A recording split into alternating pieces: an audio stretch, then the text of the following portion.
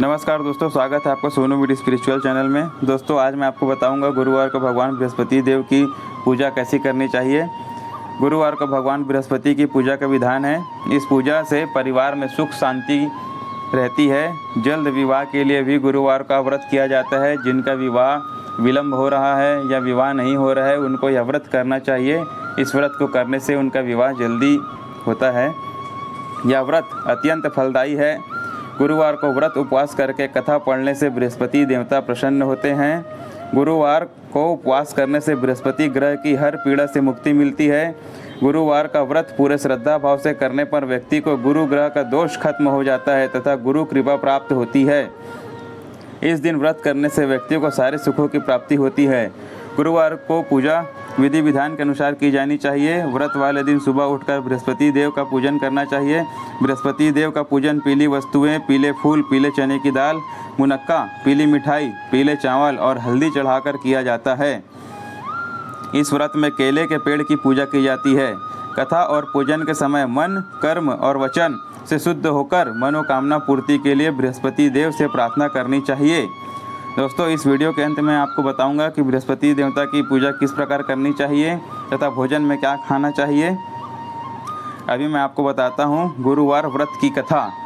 प्राचीन काल की बात है। किसी राज्य में एक बड़ा प्रतापी और दानी राजा राज करते थे। वह प्रत्येक गुरुवार को व्रत रखते एवं भूखे और गरीब व्यक्तियों को दान देकर पुण्य प्राप्त करते थे।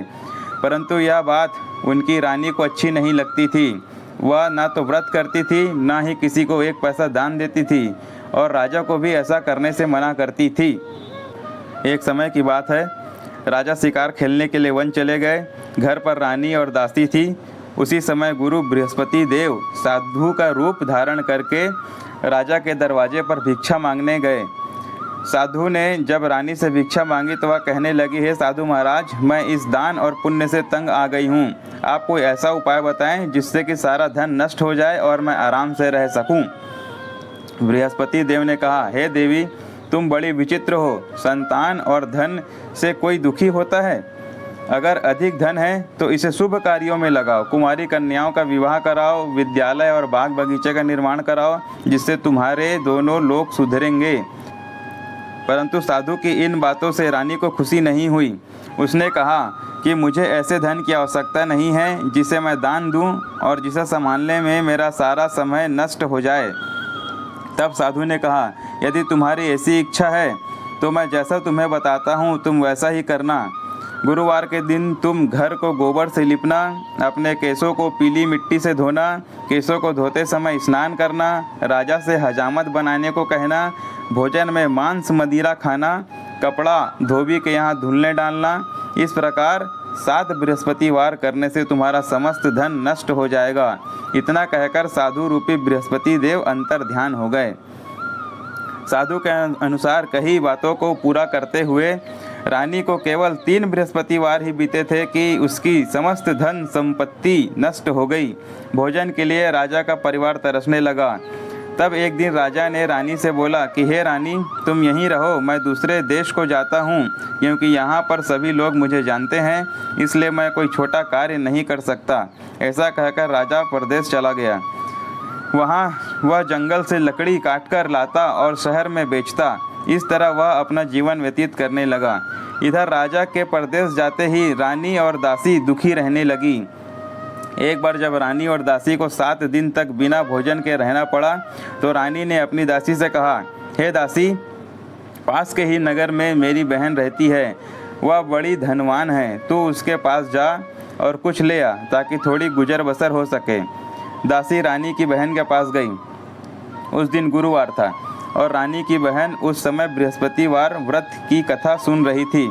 दासी ने रानी की बहन को अपनी रानी का संदेश दिया, लेकिन बहन ने कोई उत्तर नहीं दिया। जब दासी को रानी की बहन से कोई उत्तर नहीं मिला तो वह बहुत दुखी हुई और उसे क्रोध भी आया। दासी ने वापस आकर रानी को सारी बात बता दी। सुनकर रानी ने अपने भाग्य को कोसा। उधर रानी की बहन ने सोचा, मेरी बहन की दासी आई थी परंतु मैं उससे नहीं बोली, इससे वह बहुत दुखी हुई होगी। कथा सुनकर और पूजन समाप्त करके वह अपनी बहन के घर आई और कहने लगी, हे बहन, मैं बृहस्पतिवार का व्रत कर रही थी, तुम्हारी दासी मेरे घर आई थी, परंतु जब तक कथा होती है तब तक ना तो उठते हैं ना ही बोलते हैं, इसलिए मैं नहीं बोली। कहो दासी क्यों गई थी? रानी बोली, बहन तुमसे क्या छिपाऊं, हमारे घर में खाने तक को अनाज नहीं था। ऐसा कहते कहते रानी की आंखें भर आई। उसने दासी समेत पिछले 7 दिनों से भूखे रहने तक की बात अपनी बहन को विस्तार पूर्वक सुना दी। रानी की बहन बोली, देखो बहन, भगवान बृहस्पति देव सबकी मनोकामना पूर्ण करते हैं। देखो शायद तुम्हारे घर में अनाज रखा हो।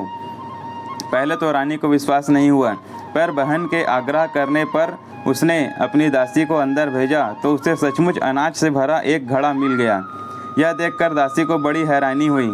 दासी रानी से कहने लगी, हे रानी, जब हमको भोजन नहीं मिलता तो हम व्रत ही तो करते हैं, इसलिए क्यों ना इनसे व्रत और कथा की विधि पूछ ली जाए ताकि हम भी व्रत कर सकें। तब रानी ने अपनी बहन से बृहस्पतिवार व्रत के बारे में पूछा।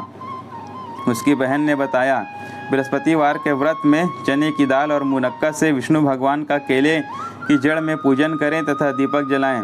व्रत कथा सुने और पीला भोजन ही करें, इससे बृहस्पति देव प्रसन्न होते हैं। व्रत और पूजन विधि बताकर रानी की बहन अपने घर को लौट आई। 7 दिन बाद जब गुरुवार आया तो रानी और दासी ने व्रत रखा। घुड़साल जाकर चना और गुड़ लेकर आई, फिर उससे केले की जड़ तथा विष्णु भगवान का पूजन किया। अब पीला भोजन कहाँ से आए, इस बात को लेकर दोनों बहुत दुखी थे। क्योंकि उन्होंने व्रत रखा था, इसलिए बृहस्पति देव उनसे प्रसन्न थे। इसलिए वे एक साधारण व्यक्ति का रूप धारण करके 2 थालों में सुंदर पीला भोजन दासी को दे गए। भोजन पाकर दासी प्रसन्न हुई और फिर रानी के साथ मिलकर भोजन ग्रहण किया।